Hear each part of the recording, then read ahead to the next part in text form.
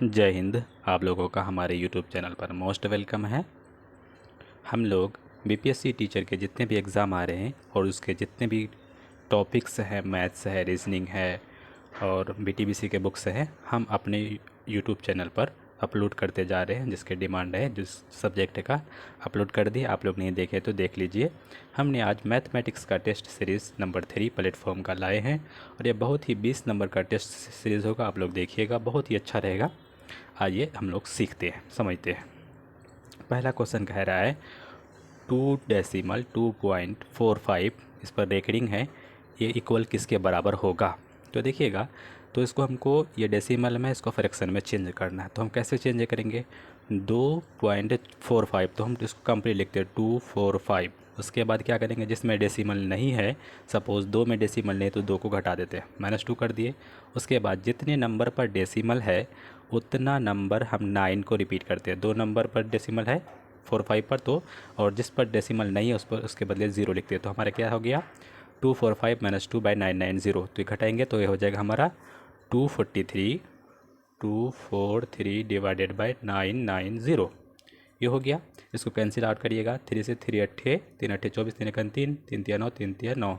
तो हो जाएगा हमारा 330, 81/330 आया। इसको काटिएगा 27 बार में, 27, इसमें एक 0 आएगा तो 27/110। तो ऑप्शन ए सही है। जब इसको कैलकुलेट किए तो 27/10 आया। नेक्स्ट देखेंगे, संख्या 7532 भागा 2500 का दाशमिक प्रसार किसके बाद समाप्त होगा। 2 दशमलव स्थान पर, 4 दशमलव स्थान पर, 3 दशमलव स्थान पर या 1 दशमलव स्थान पर। देखिए सवाल बहुत अच्छा है, दशमलव से क्वेश्चन पूछा है। तो कैसे करेंगे देखिएगा, यहाँ पर है 25 के बाद 100। अगर हम 25 पर 4 से गुना करते हैं, ऊपर भी 4 से, तो कोई इफेक्ट नहीं पड़ेगा। लेकिन हमको फ़ायदा हो गया, तो पहले से 2 0 था, अब 25 का टेबल 100 हो जाएगा तो और 2 0 हो गया, तो 2 0 2 0 4 0। तो इसका दाशमिक प्रसार, दशमलव प्रसार 4 दशमलव के बाद होगा। तो 4 दशमलव किस में है, ऑप्शन नंबर बी सही है। तो ऑप्शन नंबर बी लेंगे। इसका जो दशमलव प्रसार है 4 दशमलव स्थान तक जाएगा, समाप्त होगा।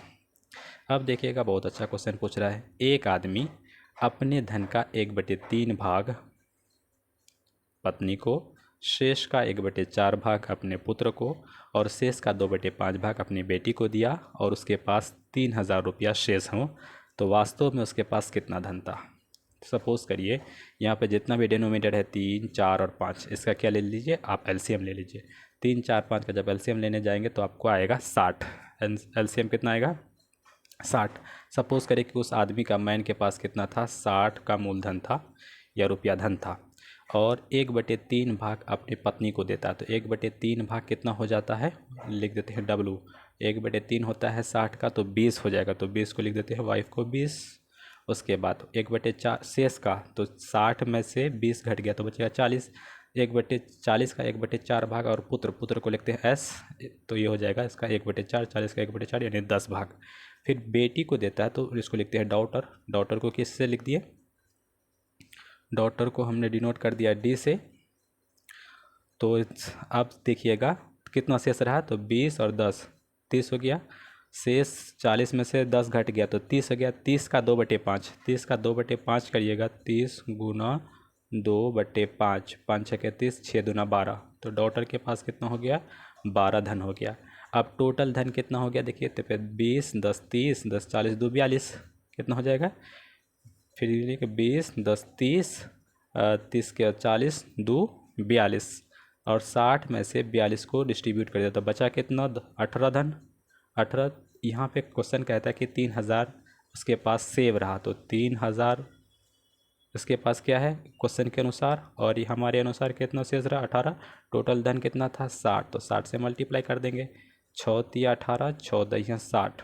उसके बाद 3 एकन 3, इधर हो जाएगा 1000 गुना 10, 1000 गुना 10 हो जाएगा 10,000। ऑप्शन नंबर 20 सही होगा। इस तरह से इसको बनाएंगे। नेक्स्ट कहता है, निम्नलिखित भिन्नों में से कौन सी भिन्न बड़ी भिन्न है, ज्ञात करें। 9/62, 6/11, 10/49, 31/62। तो देखिएगा, ये तो इसको क्या करिए, इसमें अंतर ले लीजिए, इसमें सब में क्या कर लीजिए, अंतर ले लीजिए, जो अंतर जो देखेंगे उसके हिसाब से बनाएंगे। या तो सिंपल है कि इसका डेसिमल ले लीजिए, जैसे 9/62 को देखेंगे कैलकुलेट करके भाग देखें तो इसका आंसर आता है 0.4145। 6/11 का डेसिमल होता है 0.5 समथिंग 545।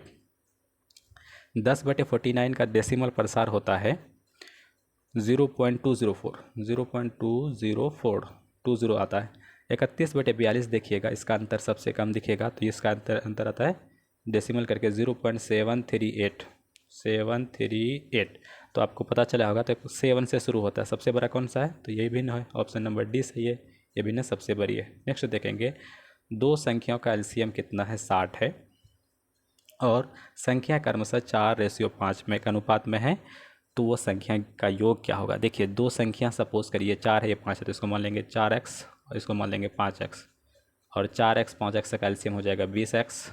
20x से दिया हुआ है 60 के बराबर, 60 कर दिए, 20 एकन 20, 20 दिया 60, x बराबर कितना वैल्यू आया 3। हमारे पास संख्या कितने 4 और 5, तो 4 5 9, 9 दिया 27। आंसर हमारा कहता है आंसर हो जाएगा 27। कैसे लाई, तो सारे पहले यहाँ जैसे क्वेश्चन कह रहा था, क्योंकि एलसीएम यहाँ पे 20 60 दिया हुआ था, तो हमारे अनुसार एलसीएम कितना आया था 20 आया था, तो 20 या 60, एक्स का वैल्यू 3 आया, और संख्या हमारे पास 4 और 5 था, तो दोनों का योग 9 हो गया, और ये कितना से मल्टीप्लाई होगा इस एक्स के वैल्यू से, 9 या 27, आंसर नंबर ए सही है। अब देखिए कहता है कि x + 3/2x - 5 = 4/5 का हल क्या होगा, x का वैल्यू निकालना है। तो देखेंगे कैसे करेंगे, इससे इसको मल्टीप्लाई कर दीजिए, क्रॉस मल्टीप्लिकेशन, 5x हो जाएगा प्लस 5 तिहाई 15 हो जाएगा, बराबर होगा 4 दूना 8x माइनस 5 चौके 20। अब देखिए 5x और 8x अगर दोनों एक साइड में लाएंगे तो ये 5 में 8x घटेगा तो -3x होगा, और -20 इधर है, प्लस 15 उधर जाएगा तो -35 हो जाएगा। ये माइनस और ये माइनस इधर कट जाएगा, तो x बराबर हो जाएगा 35/3। 35/3 कौन सा ऑप्शन है, ऑप्शन नंबर डी, ये सही हो जाएगा। नेक्स्ट देखते हैं कि 1/1/16, माफ़ कीजिएगा 1/3/16 तथा इसके व्युत्क्रम का अंतर कितना होगा। पहले इसको क्या करिए, मिक्स फ्रैक्शन में सिंपल में तोड़िए, 16 × 16 3 19, 19/16, इसका व्युत्क्रम यानी उसका उल्टा 16/19 कर दिए, अंतर था तो घटा कर दिए, और 19 को एलसीएम जब लेंगे मल्टीप्लाई होता है 361, 16 को 16 से गुना करेंगे तो 256, ये आप जानते हैं, और ये इसको 19 और 16 को मल्टीप्लाई करेंगे तो कितना आता है 304। इस तरह से आप कैलकुलेशन करिएगा और ये घटाइएगा तो बचेगा ये कितना 105। इसमें घटाइए, 11 में 6 जाएगा तो 5, उसके बाद 5 में 5 जाएगा 0, 1 में 1 जाएगा 0, 105/304। तो इसको कैलकुलेशन करिएगा तो देखिएगा 105/304 किसी में है नहीं है, तो ऑप्शन नंबर इसका डी सही होगा। ऐसा कैलकुलेट करने पर डी आया।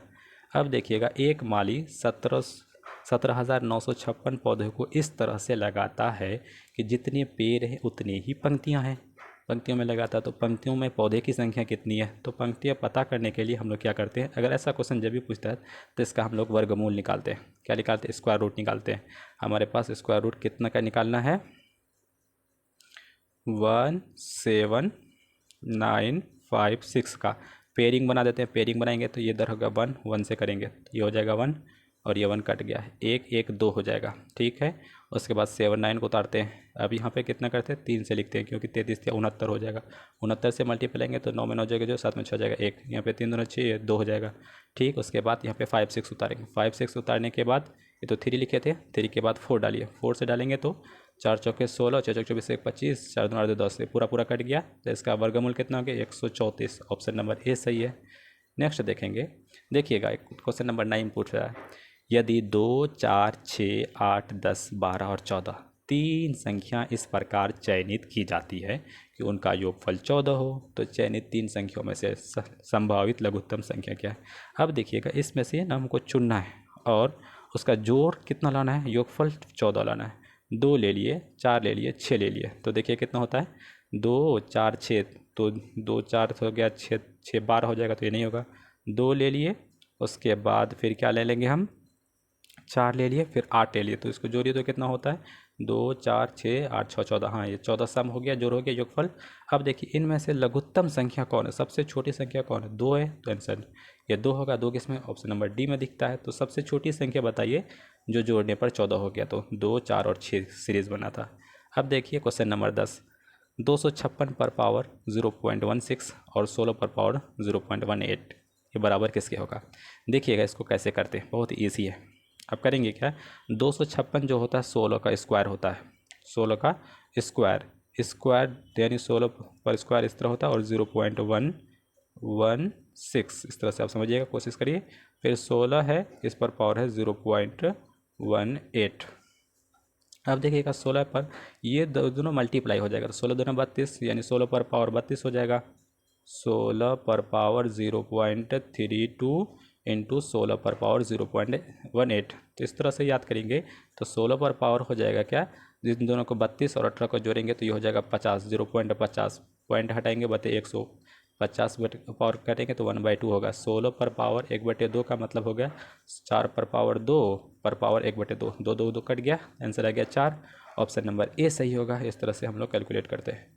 नेक्स्ट देखते हैं कि एक बल्लेबाज 57 पारियों में औसत रन 58 है और 7 पारियों में 0 रन आउट हुआ था, उसके शेष पारियों का औसत रन क्या है। देखिएगा 57 पारी का जो है औसत रन 58 है, तो हम लोग क्या करते हैं, टोटल रन 57 गुना 58 कर देंगे टोटल, और 7 पारियों का 0 है तो 7 गुना 0 कर देंगे, माइनस में कर देंगे। अब कहते हैं कि उसके शेष जो पारी पहले 57 खेले थे और 7 में 0 हो गया तो कितना हो जाएगा, 7 घट जाएगा। इस तरह से 57 गुना 58 से और 50 से भाग करेंगे तो ये कैलकुलेट करके कितना आता है। क्वेश्चन नंबर कितना है आपका,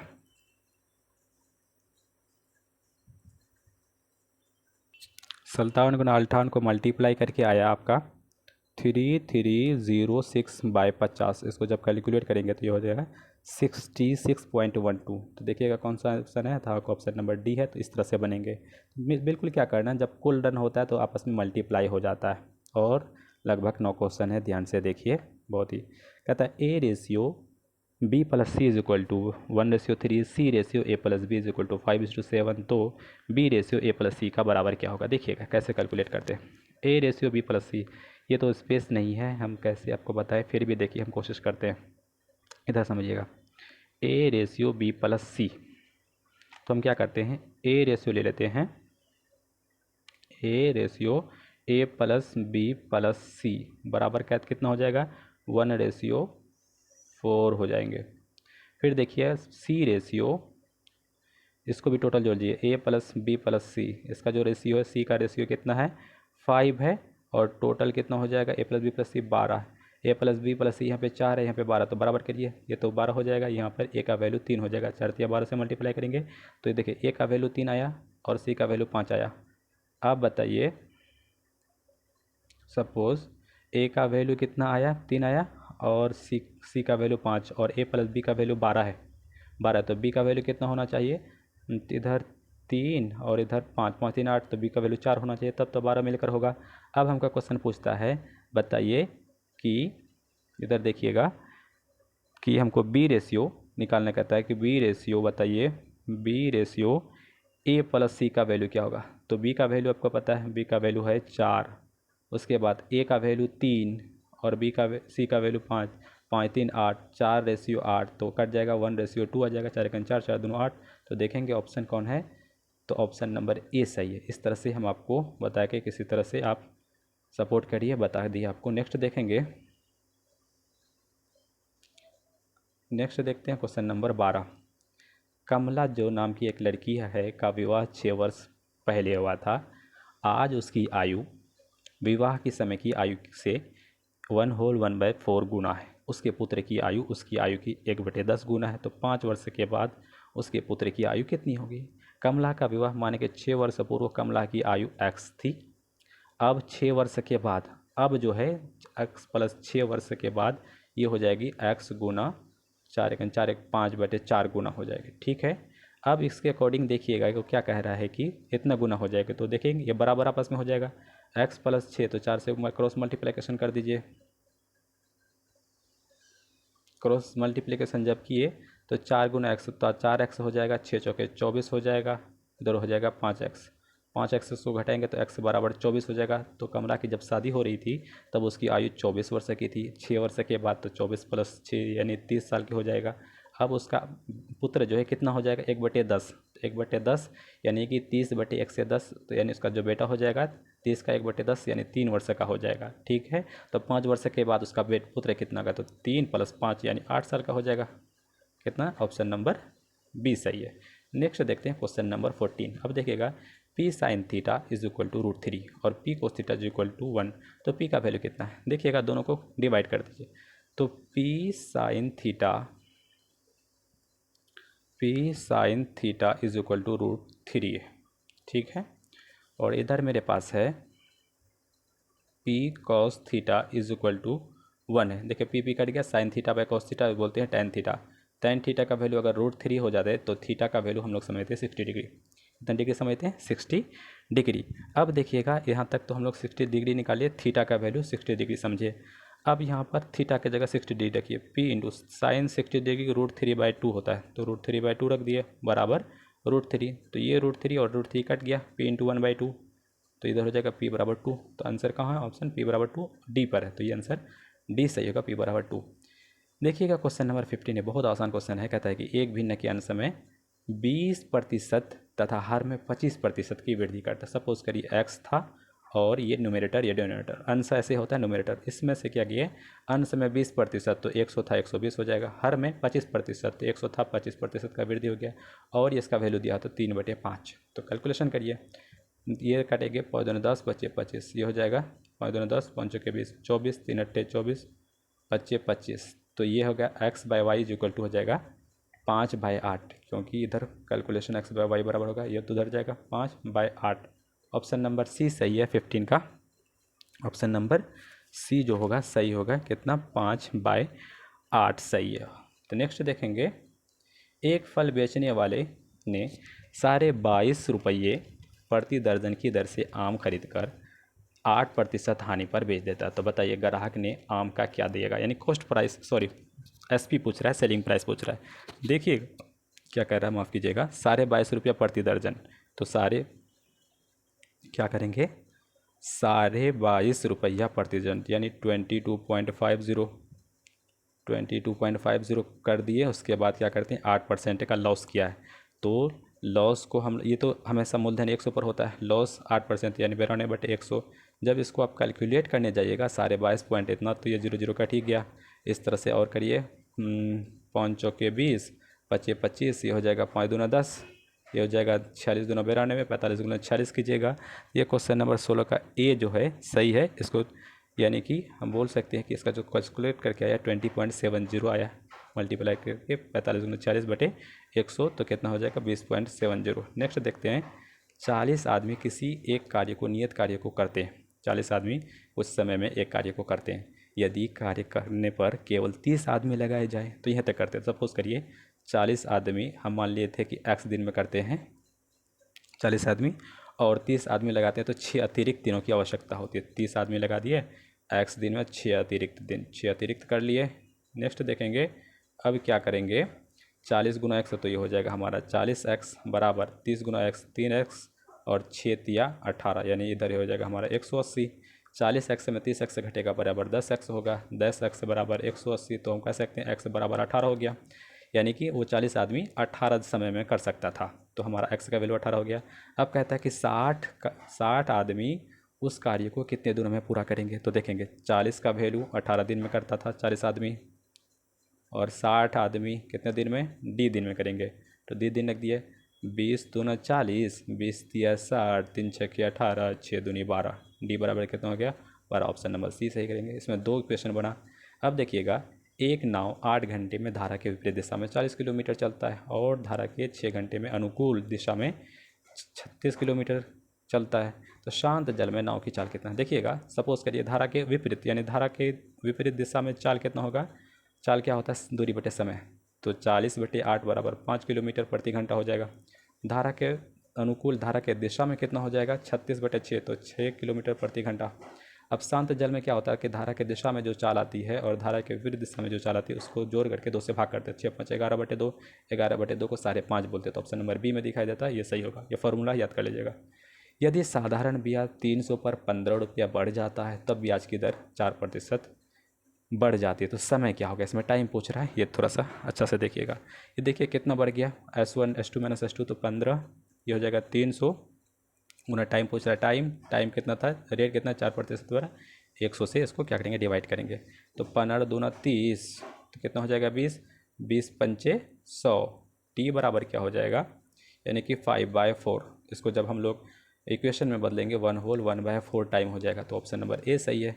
लास्ट क्वेश्चन देखिएगा, अनुपात 5/11 में से प्रत्येक पद में क्या जोड़ा जाए ताकि इसे 3:4 में बराबर हो सके। तो देखिएगा अनुपात 5/11 है, इसमें हम क्या जोड़ेंगे, एक्स जोड़ दिए, इसमें भी क्या कर दिए, एक्स जोड़ दिए, किसके बराबर हो गया, 3/4। अब इसको इक्वेशन बना दीजिए, 4×5 = 20 प्लस 4x बराबर है 11×3 = 33 प्लस 3x।